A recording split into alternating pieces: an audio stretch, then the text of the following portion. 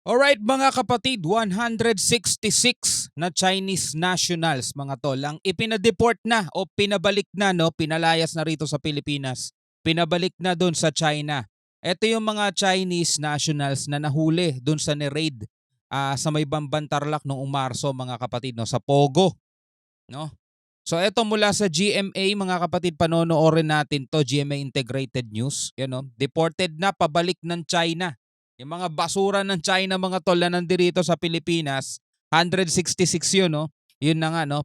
Pinadeport na at pinabalik na. Ito ang ating bibigyan ng commentary, reaction and opinion mga tol. Samahan lang ninyo ako panoorin to at bigyan natin to ng reaction. Pag-usapan natin to mga kapatid, no? Dito sa ating topic ngayon.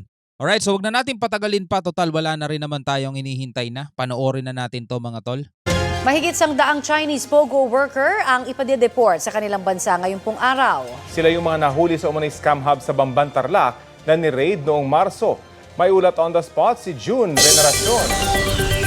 June?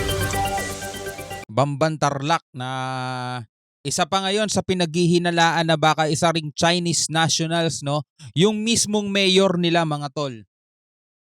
Sa appearance naman, kitang-kita mo no, sa appearance. Pero well, may mga mukhang injik din naman talaga rito sa Pilipinas. Do Pilipino talaga sila, half nga lang. Pero eto si Mayor Alice Go ay eto yung kakaiba 2021 lang naging rehistradong botante mga tol eh. At walang hindi siya transferee. Kumbaga bagong botante siya noong 2021. Tapos 2022, mayor na, 2022, 2023, mayor na. Mayor na agad mga tol, oh. Kakarehistro lang bilang botante ng 2021 tapos mayor na agad mga tol. Yan ang pag-uusapan naman natin sa mga susunod. Rafi, Connie, 166 na Chinese POGO workers ang ililipad ngayon pabalik sa kanilang bansa. Ipinadeport sila dahil sa iba't ibang immigration violation.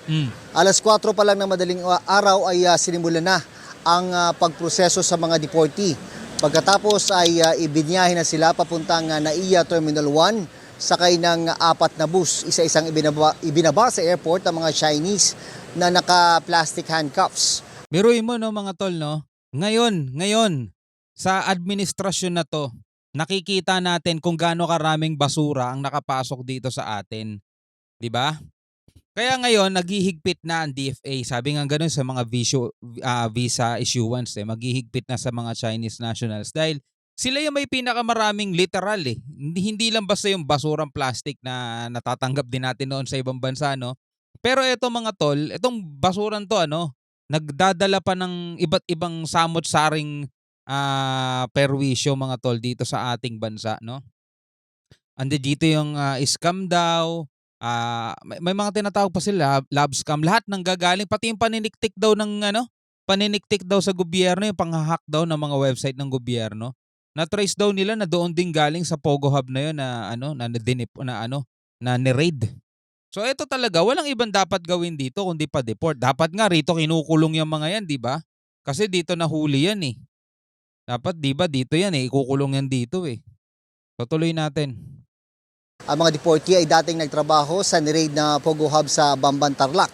Naayon naman sa Presidential Anti-Organized Crime Commission ay front lang sa cryptocurrency at love scam. Kabilang sa kanilang mga paglabag ay ang pagiging undesirable alien, undocumented at overstaying kaya pinadeport. Ngayong araw, Rafi at Connie, dapat ay 167 yung ipapadeport. Actually, 167 talaga yung nandito sa airport kanina. Pero hindi sinama ang isang babaeng Chinese dahil biglang lumabas ang impormasyon na meron pala siyang kaso dito sa Pilipinas. Nako. Pagdating sa China, kakasuhan ang mga deportee ng internet fraud at cybercrime at ikukulong. Sabi yan ni PAOK spokesperson Dr.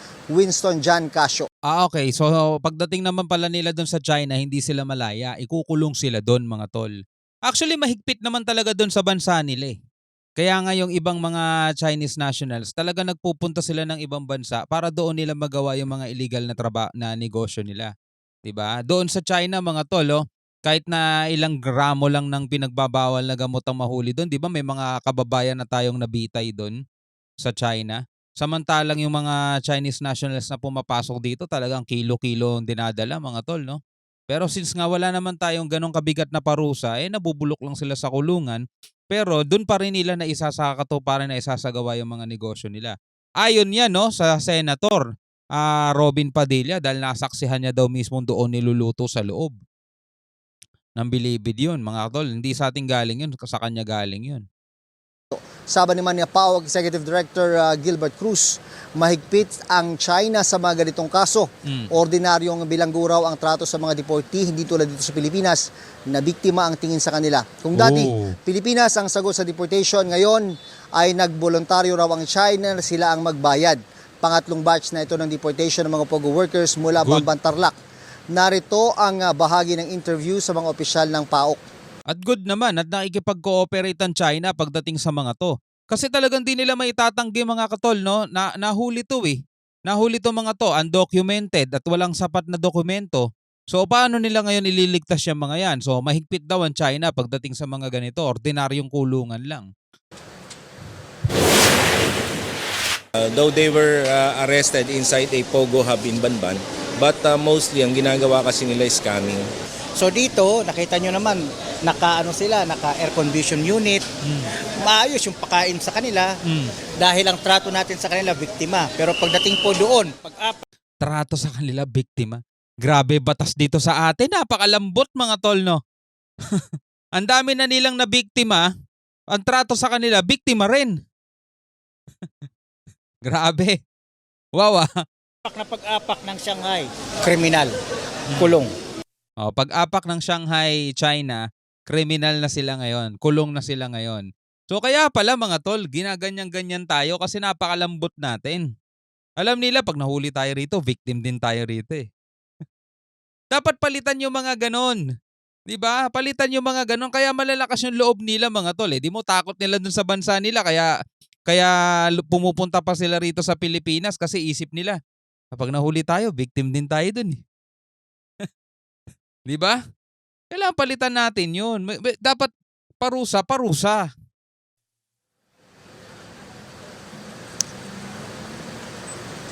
Meron pang mahigit 50 POGO workers mula sa Bamban Tarlac ang susunod na ipa-deport. Karamihan daw sa kanila ay mga Chinese. Rafi, Connie? Maraming Puro mga Chinese, no, mga tol. Eto nga, panood ko sa isang balita, no, na pwedeng kasuhan si Mayor Alice Guo ng perjury. Kasi pag napatunayan na hindi talaga siya Pilipino, mga tol, at inano niya lang, no, kumbaga parang dinoktor niya lang yung kanyang mga dokumento.